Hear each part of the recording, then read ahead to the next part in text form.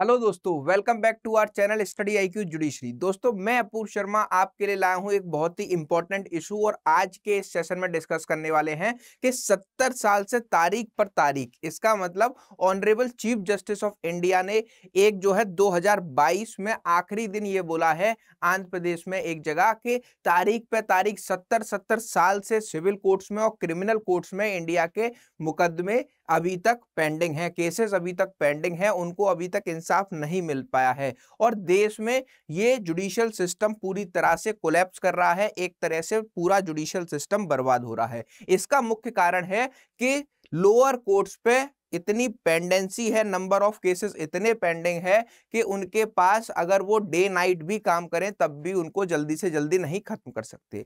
अब यहाँ पे एक सवाल ये उठता है कि जो भी हमारे हाई कोर्ट्स हैं या फिर जो भी हमारे पब्लिक सर्विस कमीशन है या फिर हमारे कमीशंस हैं जो एग्जाम कंडक्ट कराते हैं जुडिशरी का अलग अलग स्टेट्स में, तो उनकी कोई रिस्पॉन्सिबिलिटी नहीं है कि वो हर बार हर ईयर सिविल जज जूनियर डिवीजन और एचजीएस की वैकेंसी निकालें और प्रिस्क्राइब्ड पीरियड में उनको जो है फिल करें। आज के दौर में भी ये देखने को मिलता है कि इतनी ज्यादा पेंडेंसी होने के बाद भी हमारे हाई कोर्ट्स और आयोग अभी तक सतर्क नहीं है। अगर बात की जाए यूपी की, तो 2018 के नोटिफिकेशन के बाद 610 जजेस सिविल जजेस की भर्ती हुई थी। उसके बाद 2023 में दोबारा नोटिफिकेशन आया है, 5 साल बाद 310 बच्चे जजेस वार बनेंगे। तो 5 साल में यूपी में सबसे ज्यादा पेंडेंसी होने के बावजूद भी जजों की जरूरत नहीं है या फिर जजों की वैकेंसी जो खाली है उन पर क्यों नहीं अब तक भर्ती की जा रही है। तो मुख्य सवाल आज के सेशन में यही डिस्कशन करने वाले हैं, क्या ऑल इंडिया जुडिशरी की अब जरूरत है? अब समय आ चुका है कि हम बात करें सिर्फ और सिर्फ ऑल इंडिया जुडिशरी के ऊपर, जिसमें हर एक ईयर जैसे हम देखते हैं यूपीएससी की नोटिफिकेशन हर ईयर आती है और हमारे एसडीएम और डीएमओ की भर्ती की जाती है, ऐसे ही अब सिविल जजों की और डिस्ट्रिक्ट जजों की भर्ती देखने को मिलनी चाहिए। अगला सवाल यह है, अगर बात की जाए चयन प्रक्रिया की, तो चयन प्रक्रिया में बहुत सारे लूप होल्स भी देखने को मिलते हैं। सरकारें सीटें नोटिफाई कर देती हैं, लेकिन नोटिफाई करने के बाद उनको एलिजिबल कैंडिडेट ही नहीं मिलते हैं। जितनी सीटें आती हैं उतने लोगों का चयन नहीं किया जाता। तो ये एक जो है बहुत बड़ा कारण है जिससे लोअर कोर्ट्स पे दिन बर्डन बढ़ता जा रहा है और पेंडेंसी ऑफ केसेस अभी तक ऐसे ही कंटिन्यू है। आज मैं बात करने वाला हूं कि 70 साल पुराने मुकदमों की, ऐसे केसेस जो अभी तक, चाहे वो सिविल केसेस हो चाहे वो क्रिमिनल केसेस हो, वो अभी तक अदालतों में पेंडिंग है। 70 साल में जो केस डिसाइड नहीं हो पाया, तो ये सिस्टम का एरर है या फिर एरर है हमारे कोर्ट्स का या फिर एरर है उन लोगों का जो उनकी फीस लेकर काम करते हैं अपने क्लाइंट्स के लिए और फाइलों को बार बार उठाकर नीचे करवाते रहते हैं। चलिए तो शुरू करते हैं आज का सेशन। सबसे इंपॉर्टेंट अनाउंसमेंट कि स्टडी आईक्यू जुडिशरी लाया है जुडिशरी का महापैक। इसमें हमने आपके लिए कवर किए हैं 16 के 16 स्टेट जहां पर आप सिविल जज का एग्जाम देने के लिए क्वालिफाई हो और वहां पर एलिजिबल हो और वहां पर एग्जाम देने जा सकते हो। बात हो रही है 16 स्टेट्स की, वो 16 स्टेट्स जिसमें आप सिविल जज का अपीयर होकर प्रीलिम्स देकर मेंस देकर इंटरव्यू देकर जज बन सकते हैं। तो उन 16 स्टेट्स का पूरा कंपाइलेशन आपको दिया जाता है स्टडी आईक्यू जुडिशरी के महापैक में। इसमें 16 स्टेट्स के प्रीलिम्स की टेस्ट सीरीज आपको दी जाएगी, मेंस के सारे लॉ कवर कराए जाएंगे और हर एक स्टेट्स के लोकल लॉज भी कवर कराए जाएंगे। इसमें जजमेंट राइटिंग की क्लास आपको दी जाएगी, इसमें ऐसे राइटिंग की क्लास आपको दी जाएगी, इसमें आपकी लैंग्वेज क्लासेस भी आपको प्रोवाइड की जाएंगी। अगर आप यूज करते हैं एपीयू का कोड, तो ये सिर्फ और सिर्फ आपको मिलता है 14,999 में।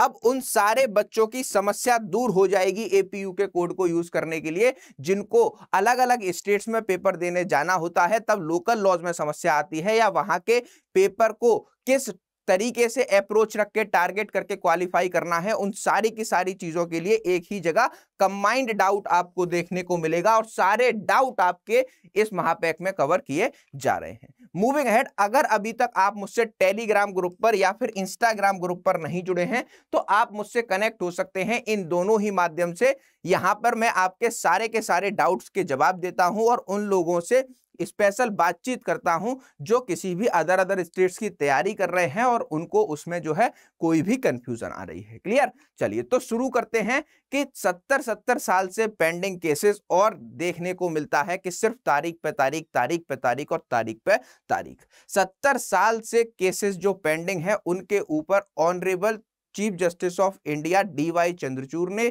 31 दिसंबर 2022 को क्या स्टेटमेंट दिया है।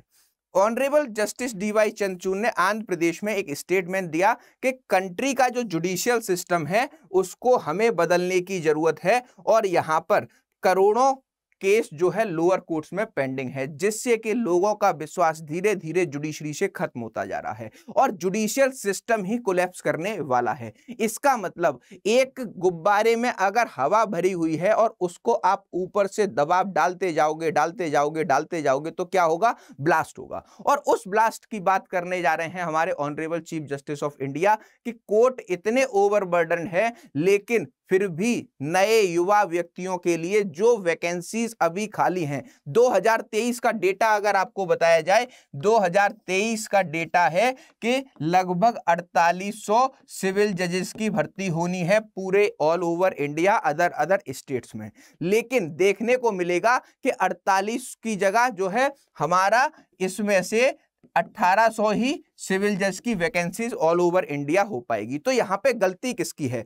मैनेजमेंट की गलती है, सिस्टम की गलती है या फिर कोर्ट्स की गलती है? मूविंग अहेड, अब आते हैं कि टाइम्स ऑफ इंडिया की रिपोर्ट के अनुसार ओल्डेस्ट मैटर जो अब तक हमारे कंट्री में पेंडिंग है, क्रिमिनल मैटर की बात करें तो वो जो है कितना है? 69 ईयर ओल्ड पुराना है। इसका मतलब ये जो है कब की बात है? जब हमारे पहले प्राइम मिनिस्टर ऑफ इंडिया बने थे ऑनरेबल PM जवाहरलाल नेहरू, उस समय की बात है। 18 मई 1953 को जो है पहला रायगढ़ में महाराष्ट्र में एक जो है केस रजिस्टर कराया जाता है जो कि एक क्रिमिनल केस है जिसमें अभी तक जो है क्या है, अभी तक कोई भी फैसला नहीं आया है। और honourable chief justice of India DY Chandrachud ji ने यह कहा है कि जितनी सुप्रीम कोर्ट के सारे जजेस को मिला लिया जाए और उनकी एजेस को देख लिया जाए तो जो सीनियर मोस्ट जज हैं हमारे honourable supreme court of India के, ठीक, age wise justice Dinesh Maheshwari ji, उनकी जो है एज कितनी है? डेट ऑफ बर्थ है 15 मई 1958।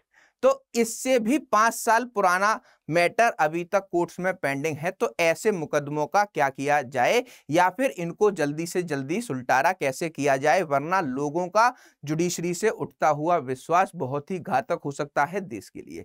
चलिए अब जानते हैं कि ऐसे कौन कौन से मैटर हैं हमारे जो इंडिया में लगभग 70 साल पुराने हैं और अभी तक कंटिन्यू चले आ रहे हैं। सबसे पहला यही वाला केस है हमारा 69 ईयर ओल्ड, जिसमें रायगढ़ महाराष्ट्र में क्या हुआ, एक व्यक्ति के खिलाफ क्या किया गया, एक व्यक्ति के खिलाफ उसके पास नार्कोटिक्स मटेरियल पाया जाता है और ये बात है हमारी 18 मई 1953 की। उसके बाद ये मैटर जब जुडिशियल मजिस्ट्रेट के सामने पहुंचता है रायगढ़ के, तो वो उसके अगेंस्ट क्या करते हैं? नॉन बेलेबल वारंट इशू कर देते हैं एज पर section 65E of the Maharashtra prohibition act 1949, जिसके अकॉर्डिंग इस व्यक्ति को 3 साल तक की सजा और 25,000 रुपए तक का जुर्माने से लेकर 5 साल तक की सजा और 50,000 रुपए तक का जुर्माना इसके ऊपर लगाया जा सकता है। प्रेजेंट कंडीशन है इस केस की कि बात की जाए नेशनल जुडिशियल डाटा ग्रिड के अकॉर्डिंग 9 फरवरी 2023 मतलब 9 फरवरी 2023 को इस मैटर को कोर्ट ने अगली तारीख दी है और इस केस में सिर्फ और सिर्फ 69 ईयर से क्या हो रहा है? तारीख पे तारीख, तारीख पे तारीख। अभी भी ये केस फाइनल नहीं हुआ है, अब भी मैटर पेंडिंग है और अगली डेट रखी गई है 9 फरवरी 2023। लेकिन इस रिपोर्ट में और इस केस के डेटा में अभी तक ये नहीं बताया गया है कि जिसके अगेंस्ट में ये FIR हुई थी वो व्यक्ति अभी जिंदा है या नहीं। ठीक, तो इसका कोई रिकॉर्ड नहीं है कि जिसके अगेंस्ट FIR लॉन्च की गई थी 1953 में वो व्यक्ति अभी तक अवेलेबल है, जिंदा है या नहीं। जिंदा भी है तो कितना वृद्ध हो चुका है, क्या उसकी वृद्धावस्था अलाउ करती है कि उसको अब जेल भेजा जाए। ठीक, तो ये हमारा 69 ईयर्स ओल्ड मैटर है। अब बात करते हैं दूसरे मैटर की जो 66 साल से पेंडिंग है। ये बात है हमारी 25 मई 1956 की। रायगढ़ का ही ये मामला है, रायगढ़ महाराष्ट्र का। इसमें जो है ये चोरी का मामला था। Section 381 of Indian penal code के अकॉर्डिंग एक व्यक्ति को चोरी करने के लिए पकड़ा जाता है और इस चोरी करने के बाद उसके ऊपर एज पर सेक्शन 361 जो है क्या होता है, FIR रजिस्टर होती है, जिसमें के 7 साल तक की इंप्रिजमेंट का प्रावधान है। इसको 7 साल तक की मतलब सजा दी जा सकती है। लेकिन अभी भी ये मैटर जो है जुडिशियल मजिस्ट्रेट फर्स्ट क्लास के सामने एज इट इज पेंडिंग है। इसमें अभी तक कोई भी सुनवाई नहीं हुई है, क्योंकि सिर्फ और सिर्फ कोर्ट दे रहे हैं इसमें तारीख पे तारीख। एक्यूज्ड का पता नहीं है, जिसने चोरी की थी, जिसके अगेंस्ट वो कंप्लेंट आई थी, कि what is the present situation of that accused person. Moving ahead, next property से रिलेटेड इशू आया है और ये बात है हमारी कहां की, मालदा डिस्ट्रिक्ट वेस्ट बंगाल की। 3 अप्रैल 1952 का ये मैटर है, जो है एक परिवार के लोगों ने क्या किया है, एक परिवार के लोगों ने जो तो मालदा कोर्ट के सामने ये अभी तक एज इट इज पेंडिंग है और 70 साल से अभी तक इसमें कोई भी निष्कर्ष नहीं निकल पाया है। ठीक, तो यहाँ पे ये जो मैटर है वो अभी तक 70 साल पुराना लगभग हो चुका है और 2018 में इसकी लास्ट डेट पड़ी थी और उसके बाद अभी तक इसमें कोई भी अगली डेट या फिर इस मैटर का क्या चल रहा है ये नहीं पता है। बात हो रही है यहाँ पे मालदा की, तो इस केस में एक फैमिली पार्टीशन के लिए सूट फाइल किया गया, जिसमें जो है संपत्ति का बंटवारा होना था। लेकिन अभी तक ये संपत्ति का बंटवारा 70 साल में कोर्ट के द्वारा नहीं हो पाया है। एक पार्टी की इसमें डेथ भी हो गई है, जिसकी बीवी और 2 बच्चों को जो है यहाँ पे कोर्ट ने क्या किया है, जो है उनके रिप्रेजेंटेटिव, लीगल रिप्रेजेंटेटिव के तौर पर सूट में पार्टी बना लिया है। लेकिन 70 साल में इसका कोई भी निष्कर्ष अभी तक नहीं निकला है। मूविंग अहेड, बात करते हैं एक और केस की, waiting for eviction in civil cases for 70 years. The second oldest civil cases of the country is also in the civil court of Malda. यहाँ पे बताया जा रहा है कि जो हमारा second oldest civil matter pending है वो हमारा मालदा कोर्ट में ही पेंडिंग है और ये बात है 18 मई 1952 की। इसमें क्या हुआ था, गवर्नमेंट के अगेंस्ट ही सूट फाइल किया गया था और इस केस में जो है मेन मुद्दा ये था कि 2018 में कॉम्प्रोमाइज कराने की कोशिश की गई, वो कॉम्प्रोमाइज विफल रहा और 70 साल से अब भी ये मैटर कोर्ट में पेंडिंग है। तो अब आप बताइए इसका जवाब क्या होना चाहिए कि 70 साल पुराने, जहां पे लोग न्याय की गुहार लेकर, न्याय का सपना लेकर कोर्ट्स में आते हैं और 70 साल तक उनको क्या मिलता है, सिर्फ और सिर्फ तारीख पे तारीख। तो आपके अकॉर्डिंग क्या होना चाहिए इसका आंसर, कि क्या हमारे जुडिशियल सिस्टम को बदलने की जरूरत है या जुडिशियल सिस्टम को मैनेज करने वाले लोगों को बदलने की जरूरत है या फिर ऑल इंडिया जुडिशरी का टाइम आ चुका है। मूविंग अहेड, अगर पेंडेंसी की बात की जाए तो 4.34 केसेस जो है लोअर कोर्ट्स में अभी तक पेंडिंग है।